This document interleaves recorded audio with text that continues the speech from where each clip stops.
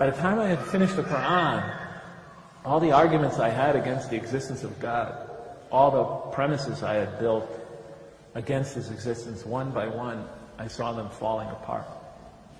So by the time I finished the Qur'an, I had no more argument against the existence of God. But not having an argument against God is not the same as having a reason to believe in Him. Once my daughter Jamila asked me, "Daddy, I understood," we go on walk after walk after walk, and we discuss these things. "I understood how you found in the Qur'an answers to all your objections to the existence of God. But what made you believe in God?" She's a very bright girl. Because she understood not having an argument against is not the same as having a reason to believe.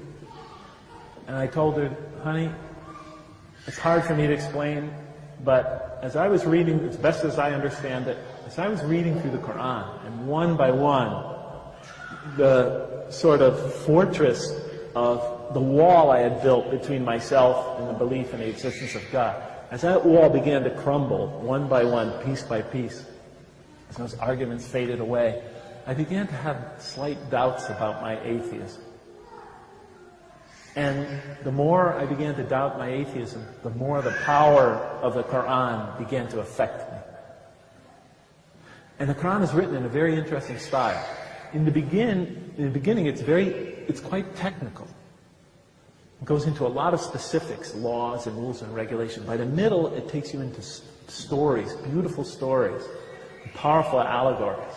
Towards the end, the emotions of the Qur'an picks up and it reaches a crescendo and brings it all to this beautiful, powerful bursts of spirituality and eschatology, and it all comes together in brilliant, pounding images.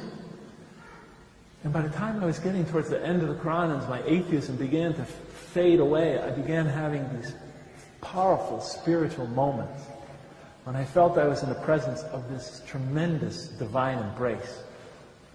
I remember reading the surah, وَالضُّحَى وَاللَّيْلِ إِذَا سَجَى مَا وَدَّعَكَ رَبُّكَ. When I got to the end of that surah, I cried like a baby for 20 minutes. I didn't even believe in God. And it brought me to tears. And I would try to deny these experiences as I was having them. I would try to step on them. They just kept coming. And it was whittling away at my atheism. So by the time I was finished with the Qur'an, I had severe doubts about the non-existence of God.